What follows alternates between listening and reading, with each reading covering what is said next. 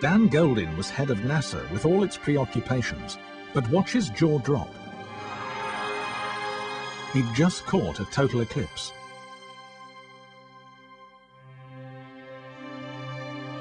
Whether you're boss of the biggest space agency on Earth or a humble observer, a total eclipse of the Sun is the greatest spectacular in the solar system.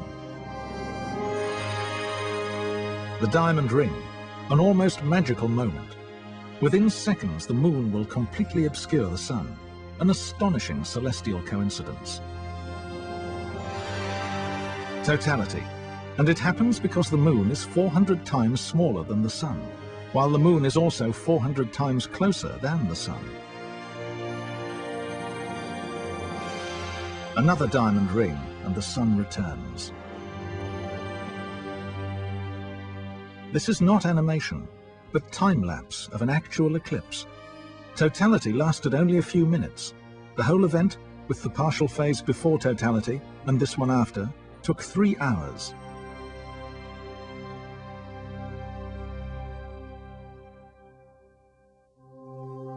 Only when the Moon aligns directly between us and the Sun is there a total eclipse. We'd have more eclipses were it not for the Moon's tilted orbit. It's angled by 5 degrees to the plane of both Earth and the Sun, the so-called ecliptic, here in green.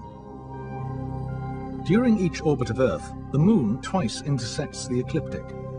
Right here, and here.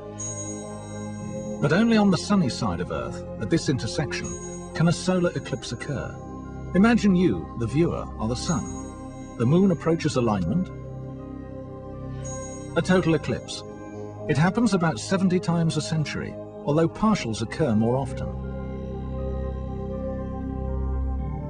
There's a more common eclipse, a lunar eclipse, where the Moon turns red. The culprit is Earth, as it directly aligns between Moon and Sun. Such a blush can last an hour and 3/4, and logically, the Moon should darken. But as it moves into Earth's shadow, our atmosphere bends and filters sunlight to project a ruddy blush. The eclipse is visible all over the dark side of Earth.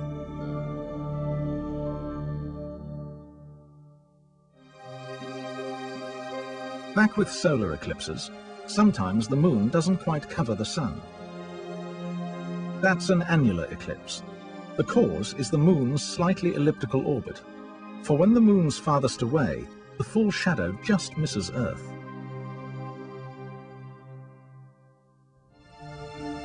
At a total eclipse, a narrow band of darkness sweeps across Earth at supersonic speed. Only from within the band is the eclipse total. The Moon is close enough for a full shadow to touch Earth. That shadow, at the center, is called the umbra. The much wider partial shadow, the penumbra. The day of a total eclipse. TV people are preparing. Cameras have drives to keep the Sun's center frame as our planet rotates. Filters for telescopes, cameras, and naked eye are vital. Safety-approved glasses are the order of the day. First contact. This partial phase can be as long as 90 minutes. Projected through binoculars, twin images of the diminishing solar disk. Cloud is the fear. This man tries a tinted filter. Dappling through trees, leaves create multiple images of the crescent sun. Totality approaches. The Sun is a sliver. Then Bailey's beads, as the last sunlight shines through lunar valleys. Totality. And despite thin blowing cloud, breathtaking. The corona, the outer atmosphere of the Sun, is normally invisible. Now it can be viewed by naked eye. All around, it's like twilight. At totality, light levels have dropped 1,000,000-fold. Equipment is anxiously tweaked, but the greatest thrill is watching. The planet Venus has appeared. The corona, dancing in the sun's magnetic field, is ever-changing. A prominence has detached as it shoots into space. Rough photography, but magnificent. The crimson plume is hydrogen gas rising 30,000 kilometers. Still in close-up, the return of Bailey's beads and the diamond ring.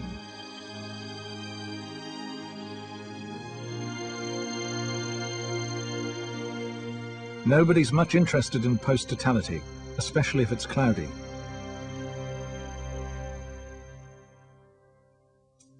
Here's the effect of a total eclipse in time-lapse. Light dips slowly at first, but as the full shadow approaches, darkness rapidly descends.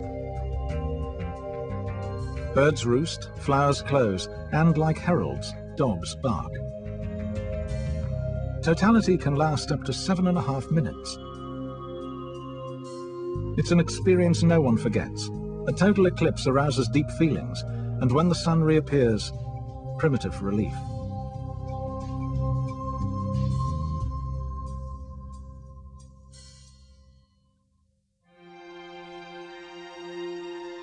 Nature has another light show, the aurora, swirling in the upper atmosphere, a kaleidoscope of color. Such displays occur mainly in the high latitudes of both hemispheres.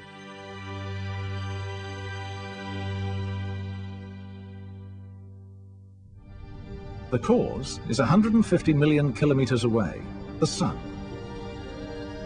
Along with light, heat and energy, and other radiation, the sun emits a solar wind.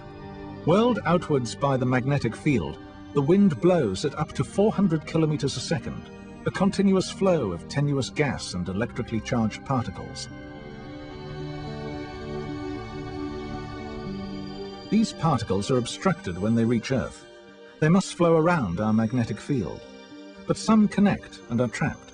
They spiral down force lines towards the polar regions. The result is auroral displays.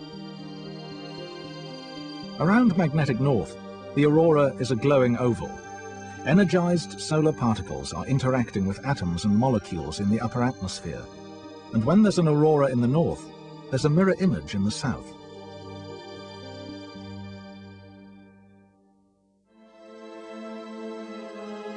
This is an average aurora, the light of countless collisions between solar and atmospheric particles.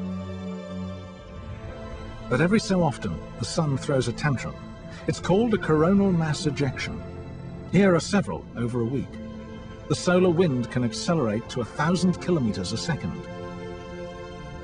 Flares are the cause, monumental eruptions on the solar surface. Now at hurricane force, the solar wind takes just 40 hours to reach us. The shockwave squeezes our magnetic field, the magnetosphere. The magnetosphere is buffeted like a windsock. We get geomagnetic storms and wonderful aurorae. In the northern hemisphere, the auroral oval is intensified and disturbed. It expands through the USA. The aurora induces electrical currents near the ground, troubling the Alaska oil pipeline. Power supplies are knocked out, and satellites sent into a spin.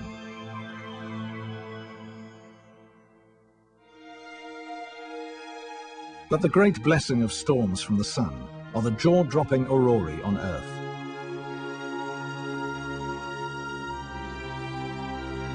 Colors are delicate.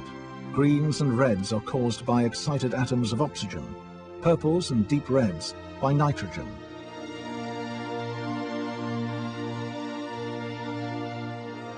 The excitation happens at heights of between 100 and 400 kilometers. In the northern hemisphere, the displays are the aurora borealis. In the south, the aurora australis. Celestial fantasia.